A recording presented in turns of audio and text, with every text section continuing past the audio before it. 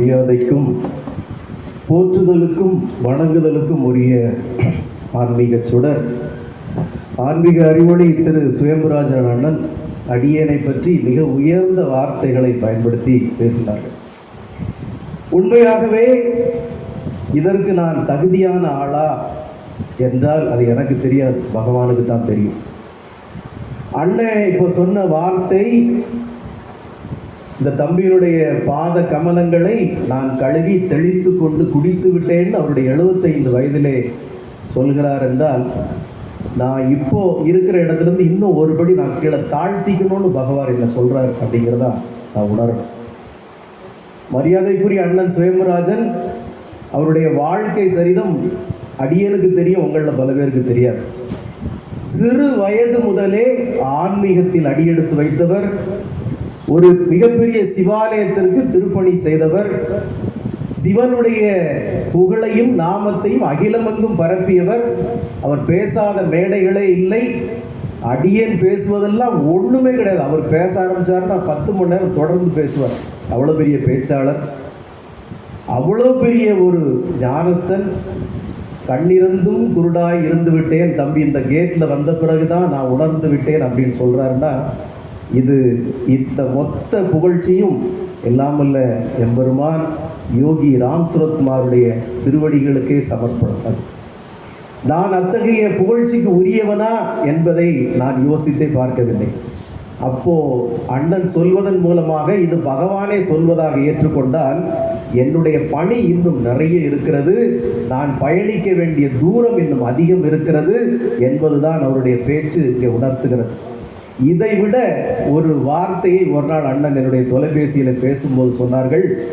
அந்த அவையிலே சொல்வதற்காக, பகவான் முன்னாடி சொல்வதற்காக நான் அதை எப்படி சொல்றதுன்னு தெரியல. தம்பி, நீதான் யோகி ராம் சுரத்குமாரோ அப்படின்னு கூட எனக்கு தோணுது. ஏன்னா இத்தகைய ஒரு அறிவும் ஞானமும் உனக்கு எங்கேருந்து, ஏன்னா ஒரு சின்ன பிள்ளையிலேருந்து எனக்கு தெரியும், இன்னாருக்க மகைங்கிறது எனக்கு தெரியும். எப்படி இவ்வளோ பெரிய ஒரு மாற்றமும் ஞானமும் உனக்குள் அடங்கியிருக்கு. உண்மையிலே நான் ஒரு அப்பர் பெருமானாகவும் நீ ஒரு ஞான சம்பந்தமாக தான் நான் பார்க்குறேன் அப்படின்னா. இத்தகைய மேதைகளுடைய ஞானத்தை, அந்த பேச்சுக்களை கேட்கும்போது நான் இன்னும் இன்னும் இன்னும் என்னை தாழ்த்தி கொண்டு இத்தகைய மாபெரும் அடியார்க்கும் அடியானாக இருந்து உங்களை போன்ற பல நூறு ஜனங்களுக்கு இன்னும் சேவைகள் செய்யவே நான் பகவானிடம் வரம் கேட்கிறேன். இப்பிறப்பிலே காசு, பணம், பேர், புகழ் அத்தனையும் தூக்கி எறிந்து விட வேண்டும். இது எதுவுமே நம்மோடு பயணிக்காது. அண்ணன் புகழ்வது கூட இந்த சிவகுமார் என்கிற ஒரு உருவத்தை தானே தவிர இதற்கு உள்ளே ஓடிக்கொண்டிருக்கும் ஆன்மாவை அல்ல என்பதை நான் புரிந்து கொண்டு அந்த ஆன்மா பகவானுடைய பாதத்தில் சரணாகதி அடைந்து ஒரு அணுவிலும் அணுவாக அவருடைய திருவடிகளுக்குள்ளே அடங்கிவிட வேண்டும் என்பதில் நான் ஆணித்தரமாக உறுதியோடு இருக்கிறேன். அடியேனுக்கு இந்த குடும்ப வாழ்விலே சில கடமைகள் என்பதை பகவான் உணர்த்தி இருப்பதால் அண்ணன் சொல்வதைப் போல இந்த நிலையிலேனும் நான் இருக்கிறேன்.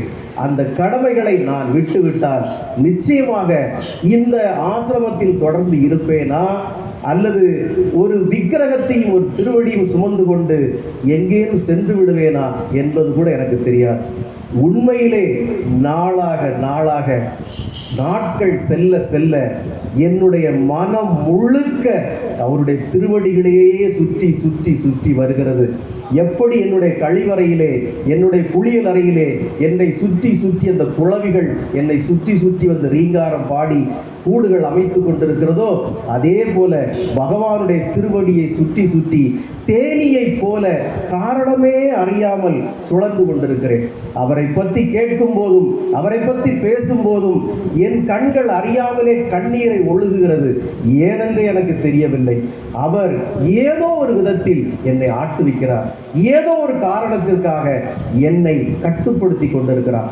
எல்லாம் வல்ல ஏக பரம்பொருள் ஈஸ்வர அம்சம் ராமபிரானுடைய அவதாரம் பகவான் யோகி ராம் சுரத்குமார் எதை எப்படி என்னை வழி நடத்துகிறாரோ அப்படி வழி நடந்து இந்த பிரபஞ்சத்திற்கு, இந்த சமூகத்திற்கு அவர் என்ன சேவையை செய்ய சொல்கிறாரோ அதை செய்துவிட்டு கூடிய விரைவில் விவேகானந்தனை போல, இயேசுநாதனை போல, ஞானசம்பந்தனை போல இந்த மண்ணுலகில் இருந்து விடைபெற்று எல்லாம் வல்ல ஏக பரம்பொருளாம் என் எம்பெருமான் ஈசனின் யோகி ராம் சுரத்குமாரின் திருவடிகளிலே ஒரு அணுவாக கிடந்து விட வேண்டும், மீண்டும் அவர் உத்தரவுக்காக காத்திருக்க வேண்டும் என்ற ஒரே ஒரு சிந்தனை மட்டுமே எனக்குள் இருக்கிறது. சத்தியமா சொல்ல, நான் இப்படி எல்லாம் பேசுற ஆளே இல்லை. மைக்க பிடிச்ச அப்படி கையெல்லாம் உதறும், பேசவே வராது. இவங்கெல்லாம் படிச்சிருக்க புத்தகத்துல 1% நான் படிச்சதில்லை. இந்த அம்மா பேசுறதுல ஒரு பாட்டு கூட எனக்கு தெரியாது. ஆனா இத்தனை உணர்வுபூர்வமாக பகவான் என்னை பேச வைக்கிறார், 10 ஜனங்களை என் முன்னே அமர வைக்கிறார் என்றால் இது ஏதோ ஒரு சக்தி என்னுள்ளே இருந்து இயக்குகிறதோ, நான் ஒருவேளை அந்த ஜோசியக்காரன் சொன்னது போல மரணித்து விட்டேனோ, மீண்டும் வந்திருப்பது அண்ணன் சொன்னது போல அவரோ என்ற எண்ணம் கூட எனக்குள்ளே அடிக்கடி எழுகிறது. உண்மையிலே இங்கு நடந்து கொண்டிருப்பது எல்லாமே ஒரு மாயையாக, புரியாத புதிராக எனக்குள்ளே சுழந்து கொண்டே இருக்கிறது. எல்லாம் வல்ல எம்பெருமான் யோகி ராம் சுரத்குமார் அடியேனை மட்டுமல்ல உங்களையும் ஆட்கொள்ளுவார். இந்த பக்தியும் பரிசுத்தமும் பாத கமலத்தில் நீங்கள் படைத்து விட்டீர்கள். ஆனால் எல்லாம் வல்ல எம்பெருமான் உங்களையும் ஆட்கொள்ளுவார். இத்தகைய ஒரு நல்ல 5 நிமிட உரை என்றாலும் சிறப்பான ஒரு உரையை உங்கள் புரிதலுக்காக, அவருக்கு வேற ஒன்றும் பேசல, உங்களுடைய புரிதலுக்காக பேசி அமர்ந்திருக்கிற அண்ணன் சுயம்புராஜன் அவர்களை கௌரவிக்க ஆசைப்படுகிறோம். அன்னாரை திரு சிவகாசியிலே NSV பட்டாசுகள் வைத்து மிகப்பெரிய தொழிலதிபராக இங்கே வருகை தந்திருக்கிற திரு NSV பாண்டியன், என்னுடைய அருமை தம்பி, அவர்கள் பொன்னாடை அணிவித்து கௌரவிப்பார்கள்.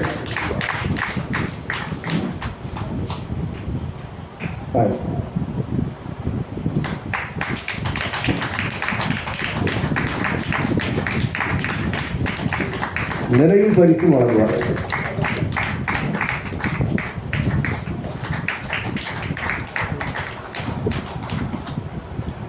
அடுத்ததாக அருமையாக ராம நாமத்தின் மகிமையை உங்களுக்கு இனிமையாக, அதாவது அந்த பாடல் இருக்கு பார்த்தீங்களா, அந்த அம்மா பாடினது பூவை தங்கபாரதி, சுதி சுத்தம் அப்படி இருக்கு. சுதி சுத்தம்னா அப்படி அந்த வாய்ஸில் ஒரு பிச் அவுட் கூட இல்லை, நீட்டாக அப்படி சுதி சுத்தமாக பாடுறாங்க. வாய்ப்பு இருந்தால் நம்ம பகவானுடைய பாடல் பதிவில் கூட அவங்கள பாட்டை பாட வச்சிடலான்னு நினைக்கிறேன். அவ்வளோ அழகாக குரல் வளம் இருக்குது, நல்ல பாடகிக்குள்ள ஒரு திறம் இருக்குது. நம்ம வான்மதி சொல்லப்போ நான் நம்ம நல்லா பாடுவான்னு சொல்லப்போ கூட நான் நம்பலை, ரொம்ப நல்லா பாடுறாப்புல. அவங்களுக்கு நாம் நன்றி சொல்ல கடமைப்பட்டிருக்கிறோம். இத்தகைய ஆன்மீக அருட்பெரும் அடியார்களுடைய உரையை நாம் மீண்டும் மீண்டும் கேட்பதால் மட்டுமே நாம் முக்தி பெற முடியும். நாம் நம்முடைய அகத்துள்ளே அடைந்து கிடக்கிற அத்தனை அழுக்குகளை வெளியேற்றி நாம் ஆன்மீகத்தில் அருட்பெரும் ஜோதியாக உயர முடியும். அன்பானவர்களே, அண்ணன் சுயம்புராஜன் சொன்னது போல அந்த ஞானத்தை எட்டுவது என்பது மிக எளிது. அந்த எளிதான காரியம் யாருக்கு எப்போது எங்கே நடக்கும் என்பது மட்டும்தான் இறைவனுடைய சித்தம். அந்த சித்தத்துக்கு நாம் ஆட்பட வேண்டுமானால் நம்முடைய அறிவையும் நம்முடைய அன்பையும் பெருக்க வேண்டும்.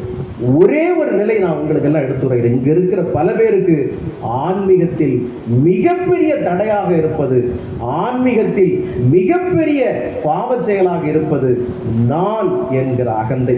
75 வயதில் என்னை ஒரு சிறுவனை இத்தனை தூரம் புகழ வேண்டும் என்றால் அவர் ஆன்மீகத்தில் அந்த நிலையை கடந்து கொண்டிருக்கிறார் என்பதே முக்கியம்.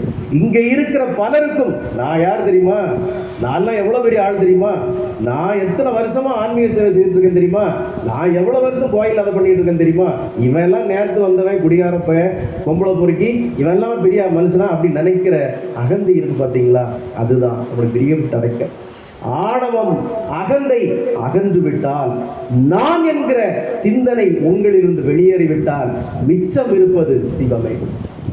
இந்த 3 விஷயங்களை நீங்கள் தூக்கி எறிந்து விட்டால் உங்களுக்குள் மீதம் இருப்பது சிவம் மட்டுமே.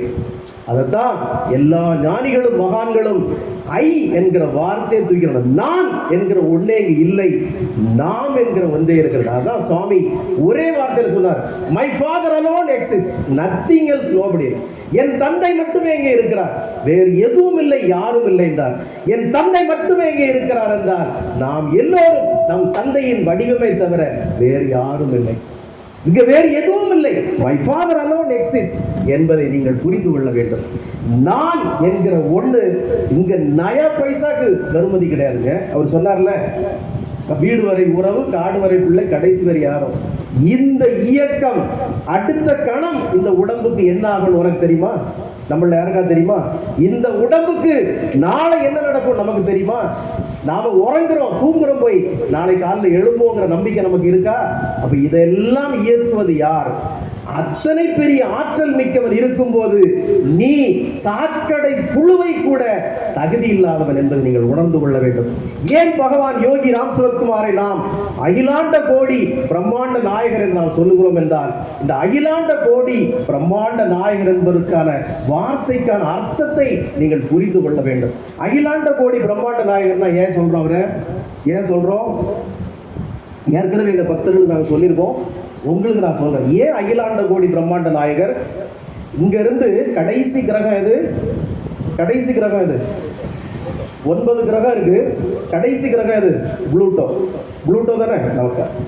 இந்த புளூட்டோ கிரகத்துக்கு நீங்க இங்க இருந்து புறப்பட்டு போகணும்னா 90 ஆண்டுகள் மினிமம் வேணும். எவ்வளவு வேணும்? இங்க இருந்து நீங்க புளூட்டோ கிரகத்தை சென்று அடையணும்னா 90 ஆண்டுகள் மினிமம் வேணும். யாராவது போக முடியுமா?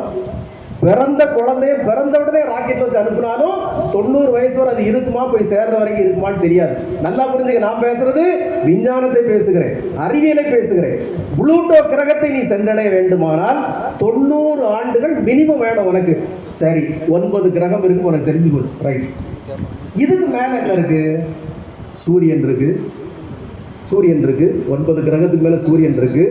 நீ இங்க இருந்து பாக்குறப்ப வானத்துல வசந்த மாளிகையில சிவாஜி கணேசன் சொல்ற மாதிரி எனக்கு மட்டும் பறக்கும் சக்தி ஆண்டவன் தந்திருந்தால் அங்க இருக்கிற நட்சத்திரங்களை எல்லாம் கொண்டு வந்து உன் புடவையில பூகட்டிப்பேன்னு சொல்லுவானே, அங்க இருக்கிற நட்சத்திரம் எல்லாம் இருக்கு பாத்தியா? அறிவியல் என்ன சொல்லு தெரியுமா? அதெல்லாம் நாம இருக்கிற பூமியை விட ஒன்னொன்னு பெருசா. நல்லா புரிஞ்சுக்க, அங்க இருக்கிற ஒரு நட்சத்திரம் நாம இருக்கிற பூமியை விட ஒரு பெருசா. அப்போ கண்ணுக்கு இத்தனோண்டு தெரியுதே, அது இந்த 9 கிரகங்கள்ல இருந்து எவ்வளவு தொலைவில் இருக்கும் யோசித்து பாரு. நான் சொல்ற புரியுதா உனக்கு? அது இங்க இருந்து எவ்வளவு தொலைவில் இருந்தா உன் கண்ணுக்கு இத்தனோண்டு தெரியுது. அப்போ புளூட்டோ கிரகத்துக்கே நீ 90 ஆண்டுகள் ஆகும்னா ஒரு நட்சத்திரத்துக்கு போறதுக்கு எத்தனை ஆயிரம் ஆண்டுகள் ஆகும்? ஒரு கால்குலேட் பண்ணி பாரு. அப்போ அது ஒரு நட்சத்திரமா இருக்கு, ஒரு நட்சத்திரமா இருக்கு, எத்தனை கோடி நட்சத்திரங்கள் கிடக்கு. அப்போ புளூட்டோ கிரகத்துல இருந்து நட்சத்திரம் பல ஆயிரம் ஆண்டு. நட்சத்திரத்துக்கு மேல என்ன இருக்கு உனக்கு தெரியுமா? இந்த நட்சத்திரத்துக்கு மேல என்ன இருக்கு உனக்கு தெரியுமா? அதுக்கும் மேல என்ன இருக்கு உனக்கு தெரியுமா? அதுக்கும் மேல என்ன இருக்கு உனக்கு தெரியுமா? தெரியாது. இதையெல்லாம் கடந்து இதுக்கெல்லாம் மேலே இருப்பவன் எவனோ அவனே அகிலாண்ட கோடி பிரம்மாண்ட நாயகர். புரியுதா உனக்கு? அப்போ நீ நினைக்கிற மாதிரி ஆண்டவன் எவ்வளவு பெரிய யோசிப்பார். இதையெல்லாம் படைத்து இத்தனை அண்ட சராசரங்களை படைத்து இதற்கும் மேலே அமர்ந்திருக்கிறானே, அவன் எவ்வளவு பெரியவன். நீ ஒன்ன நினைச்சு பாரு, நீ யாரு? மலம் மூத்திரம் பெய்யும் புழுவிலும் இழிவான ஒரு பிறவி. உனக்கு இருக்கிற அகந்த நான் யார் தெரியுமா? நான் யார் தெரியுமா? நீ யாரு? நீ யாருடா? மண்ணாங்கட்டி. இந்த அகந்தை எப்போது உன்னிலிருந்து ஒளிகிறதோ, நான் என்கிற ஆணவம் எப்போது உன்னிடமிருந்து ஒளிகிறதோ, அன்றுதான் ஆன்மீகத்தின் முதல் படியை நீ தொட்டிருக்கிறாய் என்ற அர்த்தமே ஒழிய, அதுவரை 1000 கோயில்கள்ல போய் 1000 குடம் பால் ஊத்தினாலும் 1000 குடம் பன்னீர் ஊத்தினாலும் கடவுளுடைய அனுக்கிரகம் கணப்பொழுது கூட உன் மீது படாது என்பதை புரிந்து கொள்வது என்னாலோ அந்நாளே உன் நாளில் வசந்தம் திரும்பும் நாள். பக்தி என்பது பகல் வேஷம் அல்ல. எல்லாரும் ஆன்மீகம் என்ன தெரியுமாமா? எல்லாத்தையும் துறக்கிறது, சேர்க்கிறது இல்லை. இந்த பலரும் ஆன்மீகங்கிற பேர்ல சேர்த்துக்கிட்டு இருக்கான். இன்னும் சேர்க்கிறான், சேர்க்கணும் சேர்க்கணும் சேர்க்கிறான். அக்கடா புக்கடா பக்கடான்னு என்னெல்லாம் பேரை வச்சு எல்லாம் சேர்க்கிறான். ஆன்மீகம் என்பது அத்தனை துறப்பதை ஒழிய சேர்ப்பதல்ல. நாம ஏன் கேட்டு கை நீட்டுறது இல்லை? அவருக்கு காரியம் நடந்தாட்ட கடந்துட்டு போகுது, யாருக்கு வேணும் அப்படிங்கிற ஒரே ஒரு எண்ணத்தில் தான் யாரிடம் நாம் கை நீட்டுவதில்லை. இந்த ஆசிரமம் பகவானுக்கு எத்தனை ஆண்டுகள் நடக்கணும்னு நினைக்கிறாரோ, எத்தனை ஆண்டுகள் எத்தனை ஆயிரம் ஜனங்களுக்கு போய் சேரணும்னு நினைக்கிறாரோ அத்தனை ஆண்டுகள் நடந்தா போதுங்க. அப்புறம் இந்த சிலை ஒரு பக்கம் கிடக்கும், நம்ம எங்கிட்ட மண்ணுக்குள்ள இருப்போம், அது கிடந்துட்டு போகுதுங்க. இந்த சிலையிலும் இல்லை, அடியனிலும் இல்லை, இந்த ஆசிரமத்திலும் இல்லை, இந்த அகிலம் முழுக்க நிறைந்திருப்பவனே பகவான் யோகி ராம் சிவகுமார். அவன்தான் அகிலாண்ட கோடி பிரம்மாண்ட நாயகர். எங்கோ இந்த பிரபஞ்சம் முழுக்க, இந்த காஸ்மிக் எனர்ஜி முழுக்க நிறைந்திருக்கிற ஒரு ஆண்டவன் முன் நீ அணு அளவு கூட கிடையாது என்பதை உணர்ந்து கொண்டால், நான் என்கிற திமிர் உன்னை விட்டு போய்விட்டால், ஆணவம் அகந்தை உன்னிலிருந்து வெளியேறிவிட்டால், மிச்சம் உனக்குள் இருப்பது சிவம் மட்டுமே. அப்போதுதான் அந்த சிவம் என்கிற அணுகுண்டு வெடிக்கும். இந்த சிவலிங்கம் ஒன்று வச்சு வழிபடுறீங்களே, அது அணுதாங்க. அந்த அணுவோட அமைப்பு தான் சிவலிங்கம். அந்த சிவலிங்கம் அணு எப்பவுமே குளிர்ச்சியில் இருக்கணுங்கிறதுக்கு தான் அதுக்கு மேலே தண்ணியா ஊத்திட்டு இருக்கிறாங்க. புரியுதா? கூட அணு நிலையத்துக்கு போனீங்கன்னா கடல்ல இருந்து தண்ணியை சுத்திகரிச்சு அந்த அணுவை சுத்தி தண்ணி ஓடிட்டே இருக்கும். அந்த அணு சூடாயிடக்கூடாது. சிவலிங்கமும் அணுதான். அந்த அணு உங்களுக்குள் வெடித்து விட்டால் உங்களுடைய நிலையே வேறு. அந்த அணு உங்களுக்குள் வெடிக்காத வரை, இந்த ஆணவம் அகந்தை உங்களுக்குள் அந்த அணுவை போட்டு அமுத்தி வச்சிருக்கிற வரை உங்களுக்குள் விமோசனமே கிடையாது, விடுதலையே கிடையாது. இங்கே நான் நீ என்பதல்ல, நாம் யார், நாம் எந்த அளவுக்கு உணர்ந்திருக்கிறோம் என்பதே. கடவுளை பார்ப்பது பெரிதல்ல, கடவுளை படிப்பது பெரிதல்ல, கடவுளை உணர்வதே பெரிது. நீ இறைவனை உணர்ந்து விட்டால் அடுத்த கணம் உன்னிலிருந்த அழுக்குகள் எல்லாம் வெளியேறிவிடும் என்ற ஒரு பட்டினத்தாருடைய பாடலை பாடி காட்டினாரே, அதுதான் உண்மை. அப்போ இந்த கலியுகத்துல நாம உங்களுக்கு உணர்த்துறது ஒண்ணுதான். ஒரே நாள்ல பட்டினத்தார் மாதிரி எல்லாத்தையும் அவர் தூர போட்டுட்டு துண்டை கட்டி நாம போக முடியாது. நிச்சயமா NSV பாண்டியனாலே முடியாது, சுப்பராமனாலே முடியாது, சுகுமாராலே முடியாது. அப்போ நாம ஒரே நாள்ல பட்டினத்தாரை போல துண்டை கட்டிட்டு போக முடியாது. பட்டினத்தார் யாரு? NSV பாண்டியனை போல பல மடங்கு பெரிய கோடீஸ்வரன். அவரு பெரிய கோடீஸ்வரன். அந்த காலத்திலே கப்பல்ல வாணிகம் பண்ண பெரிய கோடீஸ்வரன். அந்த கோடீஸ்வரன் துண்டை கட்டிட்டு போறது ஆச்சரியம். சிவகுமார் கட்டிட்டு போனா பெரிய விஷயமே இல்லை. இவன் ஏற்கனவே துண்டுக்கு மேல ஒரு பெரிய துண்டை கட்டி இருக்கிறான், அவுத்து போட்டு போறான்னு சொல்லிடுவான். பட்டினத்தார் துண்டை கட்டி போடுறதுதான் பெரிய அதிசயம். அப்படிப்பட்ட பட்டினத்தாரால் துண்டை கட்டி போக முடியும். இங்க இருக்கிற நம்மில் யாராலும் துண்டை கட்டி போக முடியாது. அது அப்படி நீங்கள் சென்றால், நீங்கள் எதையெல்லாம் விட்டு விட்டு போனீர்களோ அதெல்லாம் உங்களை அப்பப்போ ஞாபகப்படுத்திக்கிட்டே இருக்கும். எங்கேயாவது ஒரு கடையில் சில்லி சிக்கன் 65 போட்டிருந்தா, சாப்பிட்டு எவ்வளோ நாளாச்சு அப்படி தேடும். ஏதாவது ஒரு சினிமா போஸ்டரை பார்த்தா அப்படி அப்படி தோணும். அப்போ அது ஆன்மீகம் அல்ல. அப்போ இந்த கலியுகத்துல எது ஆன்மீகம்? எப்படி நீங்க ஆன்மீகத்துக்குள்ள போனோம்? இறைவன் உங்களுக்கு எதையெல்லாம் அருளி இருக்கிறானோ அதையெல்லாம் இறைவனுக்காக நீங்கள் செலவு செய்ய வேண்டும். உங்களால் நல்ல பேச்சு திறமை தந்திருக்கானா, இறைவனுக்காக பேச வேண்டும். உங்களுக்கு நல்ல பாடுற திறமை தந்திருக்கானா, இறைவனை பற்றி பாட வேண்டும். உங்களுக்கு கொஞ்சம் பண வசதி தந்திருக்கானா, எல்லாவற்றையும் இறைவனுக்காக செலவு செய்ய வேண்டும். இப்படியே நீ கொஞ்சம் கொஞ்சம் கொஞ்சமாக செலவு செய்து வரும்போது மிச்சம் இருப்பது அது அவன் மட்டுமே. மிச்சம் இருப்பது அது அவன் மட்டுமே. இப்படித்தான் நீ ஆன்மீகத்துக்குள்ளே வர முடியுமே ஒழிய, நான் ஒரே நாள்ல சாமியார் ஆயிட்டேன், ஒரே நாள்ல நான் அதுவாயிட்டேன்னா சாத்தியம் இல்லை ராஜா, வாய்ப்பு இல்லை ராஜா. அது வாய்ப்பே இல்லை. அப்போ ஆன்மீகத்தின் அடிச்சுவடு ஆணவம் அகந்தையை அழிப்பது, நான் என்கிற திமிரை விட்டு ஒழிப்பது, அது ஒன்றே ஆன்மீகத்தின் அடிச்சுவடு. அது இல்லாம இவெல்லாம் பெரிய ஆளா அவெல்லாம் பெரிய ஆளா நீ நினைக்கிற வரைக்கும் நீ மண்ணிலும் இழிவான ஒரு பிறவியாக வைக்க கிடப்பார். இந்த ஆன்மீக சுடரை, இந்த ஆன்மீக தீயை பற்ற வைப்பதே இந்த யோகி ராம் சுரத்குமார் நாம பிரச்சார குடியினுடைய ஒரே ஒரு குறிக்கோள். நீங்க இதுவரைக்கும் வச்சிருக்கிறது பக்தி இல்ல, நீங்க இதுவரைக்கும் வச்சிருக்கிறது ஆன்மீகம் இல்ல, நீங்க இதுவரைக்கும் வணங்குறது கடவுள் இல்ல. அதை நீங்க புரிஞ்சுக்கோங்க. திடீர்னு கடந்த 10-20 ஆண்டுகளா கோயில்ல கட்டுக்கடங்காத கூட்டம், எங்க போனாலும் கூட்டம், எங்க போனாலும் கூட்டம். சபரிமலைக்கு போனா கூட்டம், திருப்பதிக்கு போனா கூட்டம். இதெல்லாம் பக்தி இல்ல, பகல் வேஷம், பயம். செத்து போயிடணும், அது வந்துருமோ, இது வந்துருமோ, அவரை பிடிச்சா கிடைச்சிருமோ, இவரை பிடிச்சா கிடைச்சிருமோ. வாய்ப்பு இல்லை ராஜா, கிடைக்காது. பகவான் யாரு, ஆன்மீகம் எது என்று நீ உணர்ந்து தெளிந்து விட்டால் இங்க எத்தனை கோடி சொத்து இருந்தாலும் உனக்கு அது ஜுஜுபி, ஒண்ணுமே இல்லை, உனக்கு தேவைப்படாது. நீங்க எதெல்லாம் தேவை என்று நினைக்கிறாயோ அது எல்லாம் தேவையே இல்லை என்று உணர்த்தும் மாபெரும் சக்தியே இறைவன். அவன்தான் கடவுள். அவனை தவிர இங்கு எதுவுமே நிஜமில்லை, அவன் ஒருவனை தவிர இங்கு எதுவுமே சொந்தமில்லை என்பதுதான் இறைவனை ஒழிய நீ நினைக்கிற காரு, பணம், சொத்து, வசதி, பேர், புகழ் ஒரு 3 நாளைக்கு மேல பேருங்க நிக்காது. பாக்குறியா? ஒரு 3 நாளைக்கு மேல உன்னை யாரும் நினைச்சிட்டு இருக்க மாட்டாங்க. நீ எத்தனை கோடி வேணா சொத்து வச்சுப்போ, 3 நாள் கூட உடம்பு உள்ள வைக்க மாட்டான். உடம்ப 3 நாளைக்கு மேல உள்ள வைக்க மாட்டான். தூக்கி எப்படா டிஸ்போஸ் பண்ணலான்னு பார்ப்பான். ஏற்கனவே சொல்லி எனக்கு தெரிஞ்ச ஒரு டாக்டர் இறந்து போனார். அவர் இறந்து ஒரு விபத்தில் இறந்தார். விபத்தில் ஒரு கொலைன்னு சொல்றாங்க, விபத்துன்னு சொல்றாங்க. அவர் மிகப்பெரிய ஆடம்பர வீட்டை கட்டினார், மிகப்பெரிய பங்களாவை கட்டினார். அந்த டாக்டர் இறந்த அடுத்த வினாடி மெடிக்கல் காலேஜில் போஸ்ட்மார்ட்டம் முடிச்சோன்னு அவருடைய மனைவி சொன்னது, பாடியை வீட்டுக்கு கொண்டு வந்துடாதீங்க, தயவுசு அங்கேயே வச்சிருங்க. எங்க வச்சிருக்க? பாடியை அங்கேயே வச்சிருக்க, வீட்டுக்கு கொண்டு வராதீங்க. ஏன்னா அமெரிக்காவில் வரதுக்கு 3 நாள் ஆகும், வீட்டில் வைக்காதீங்க, அங்கே வைங்க. அவ்வளோ பெரிய வீட்டை கட்டியவன், அவ்வளோ பெரிய சம்பாதித்தவனுடைய உடம்பை கூட அவனுடைய மனைவி வீட்டுக்கு கொண்டு வருவதற்கு அனுமதிக்கவில்லை. அந்த டாக்டருடைய பாடி அங்கேதான் அந்த மெடிக்கல் காலேஜிலே இருந்தது, பொனாரையில் இருந்தது. 3 நாட்கள் கழித்து மகள் வந்ததும் ஆம்புலன்ஸ்ல கொண்டு வந்து காரியத்தை முடிச்சிட்டாங்க. இவ்வளவுதாங்க நாம இவ்வளவுதான். இந்த பேரு, புகழ், உடம்பு எல்லாம் இவ்வளவுதாங்க. அடுத்த 3 நாட்கள்ல அவனை நினைக்கிறதுக்கு இங்க யாரும் கிடையாது. அப்ப நாமெல்லாம் யாரு? நமக்கு இறைவன் தந்திருக்கிற வாய்ப்பு, அவனை விடாமல் வழிபடுவதற்கு எப்பிறப்பிலோ நாம் செய்த புண்ணியம், இப்பிறப்பில் அவனை அடைந்திருக்கிறோம்.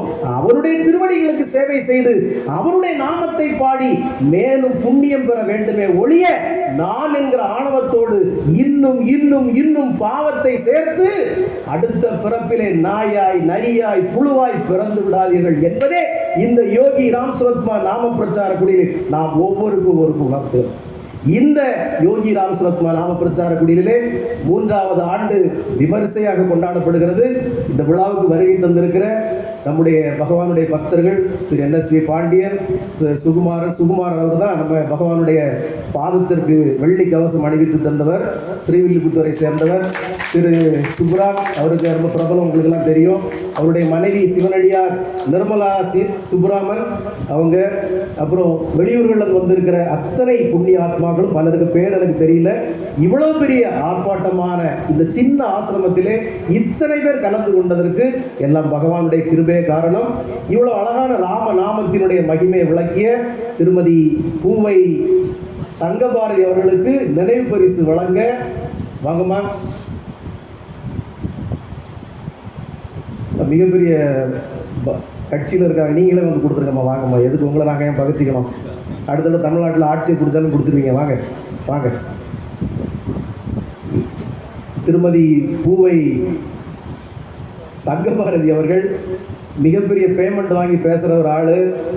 தம்முடைய ஆசிரமத்திற்காக அவர்களை சிறந்த ஒரு இலவசமாக சாப்பாடு புரியுமா? நம்முடைய ஆசிரமத்திற்காக 10 காசு வாங்க மாட்டேன், எனக்கு பேச வாய்ப்பு தந்து தான் பெருசுன்னு சொல்லி பேசியிருக்காங்க. அவங்களுடைய அந்த பக்திக்கு, அந்த சேவைக்கு நாம் தலைவணங்குகிறோம்.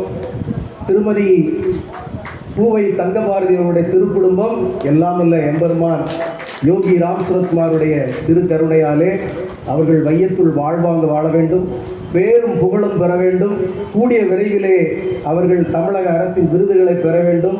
ஆமாம், வாழ்வில் செழித்தோங்கி அவருடைய குடும்பத்தில் மிக உயர்ந்த ஸ்தானத்தை அடைய வேண்டும். நிச்சயமாக அடைவார்கள். இந்த பகவான் யோகி ராம் சுரத்குமாரை வணங்க வேண்டும் என்றாலே அவருடைய சித்தம் இல்லாமல் நடக்காது என்பது போல அவர் பேச வந்திருக்கிறார், அவரை பற்றி பேச வந்திருக்கிறாங்க, அவர் ஏதோ ஒரு சித்தம் பண்ண போறாருன்னு அர்த்தம். அதனால திருமதி பூவை தங்கபாரதி அவர்களுடைய வாழ்வில் இனிமேல் எல்லாம் நலமாக, வளமாக, மகிழ்ச்சியாக நடந்தேறும்.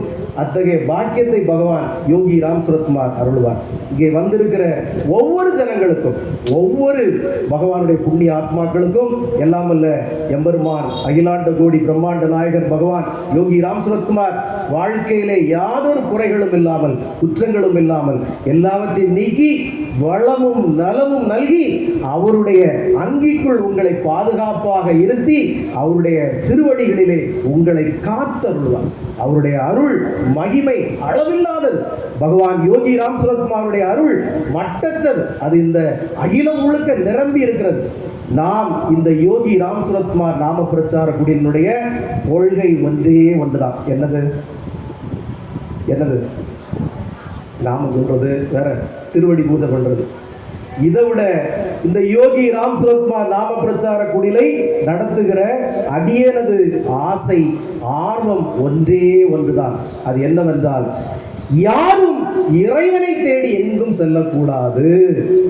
நீங்கள் உங்களை தேடி இறைவனை வர வைக்க வேண்டும். அதுவே நம்முடைய யோகி ராம் சுரத்குமார் நாம பிரச்சார குடியினுடைய ஒரே கொள்கை. நீ சாமியை தேடி அங்க போட்டா இங்க போட்டா, அங்க போட்டா இங்க போட்டான்னு போகக்கூடாது. நீ இருக்கிற இடத்துல ஒன்னை தேடி சாமியை வர வைக்கணும். அதுக்கு நீ என்ன செய்யணும் அப்படிங்கிற வித்தையை தான் அங்க கத்து கொடுத்துட்டு இருக்கிற ஒழிய, நீ அந்த கோயிலுக்கு போ, வெள்ளிக்கிழமை அங்க போ, செவ்வாய்க்கிழமை அங்க போ, காசிக்கு போ, அங்க போங்கிறது நம்முடைய தாட்டே கிடையாது. கடவுளுக்கு என்ன, நீ கடவுளோட உயர்ந்தவனும் இல்ல, கடவுளை தாழ்ந்தவனும் இல்ல. இறைவன் உன்னை தேடி வரட்டும். பகவான் யோகி ராம் சுரத்குமார் அதே தான் உணர்த்துறார். இந்த பிச்சைக்காரனை தேடி திருவண்ணாமலைக்கு வராதீர்கள். இந்த உடலுக்கு முக்கியத்துவம் கொடுக்காதீர்கள். நீ இருக்கிற இடத்தில் இருந்து பரிசுத்தமான பக்தியும் நாமத்தையும் ஜெபிப்பாய். ஆனால் இந்த பிச்சைக்காரன் அங்கே இருப்பான்னு சொன்னாருங்கிற வேத வாக்கை வைத்து நீ கடவுளை தேடி அந்த கோயில் குளத்துல போய் குளிச்சா பாவம் போயிருமா, அந்த ஆத்துல போய் முங்குறா அது போயிருமா, இந்த கோயில்ல போய் விழுந்தா அது போயிருமா, நான் ஒரு புண்ணாக்கும் போவாதீங்க, அப்படியே தான் இருப்பேன். ஆனா நீ இருக்கிற இடத்தில் இறைவனை வர வைக்கிற ஆற்றல் உனக்கு வருமானால், அப்படித்தான் எல்லாரையும் தேடி ஈசன் வந்திருக்கார். அப்படித்தானே? நாயன்மார் அத்தனை பேரையும் தேடி ஈசன் அப்படித்தான் வந்திருக்காரு. கண்ணப்ப நாயனார் தேடி வந்தாரு, ஞான சம்பந்தரை தேடி வந்தாரு. அப்போ தேடி வர வைக்கணும். நீங்க இறைவனை உங்களை தேடி வர வேண்டும். அதுதான் பக்தியை ஒழிய ஊரு ஊரா அலைகிறது பக்தி இல்லை ராஜா, பக்தி இல்லை என்பதை இந்த யோகி ராம் சுரத்குமார் நாம பிரச்சார குடி உங்களுக்கு உணர்த்துகிறது. பூவை தங்க பாரதியம்மா நம்ம நின்றுட்டு இருக்கிறாங்க. அதனால் உரையை முடிச்சுக்குவோம். வருகை தந்திருக்கிற அத்தனை ஆத்மாக்களுக்கும் பகவானுடைய கிருபை கிடைக்கட்டும் என்று கூறி, அடுத்தது ஒரு இனிமையான மதிய விருந்து நடைபெற இருக்கிறது. அத்தனை புண்மை ஆத்மாக்களும் பொறுமையோடு இருந்து அந்த திருவிருந்தை ரசித்து ருசித்து பகவானுடைய கிருபையை ஏற்று வாழ்க்கையில் வளமும் நலமும் நல்கி உங்கள் திருக்குடும்பங்களிலே இருக்கக்கூடிய பிரச்சனைகள், கஷ்டங்கள், கவலைகள் எல்லாம் நீங்கி வாழ்வில் ஒளி பிறக்க வேண்டும், வாழ்வில் நலம் பிறக்க வேண்டும். எல்லாரும் ஒரு வாட்டி எவ்வளவு சேர்ந்து சொல்லுங்க. யோகி ராம் சுரத்குமார், யோகி ராம் சுரத்குமார், யோகி ராம் சுரத்குமார், ஜெய குரு ராயா. யோகி ராம் சுரத்குமார், யோகி ராம் சுரத்குமார், யோகி ராம் சுரத்குமார், ஜெய குரு ராயா. யோகி ராம் சுரத்குமார், யோகி ராம் சுரத்குமார், யோகி ராம் சுரத்குமார், ஜெய குரு ராயா. ஓம் ஸ்ரீராம், ஜெயராம், ஜெய் ஜெயராம்.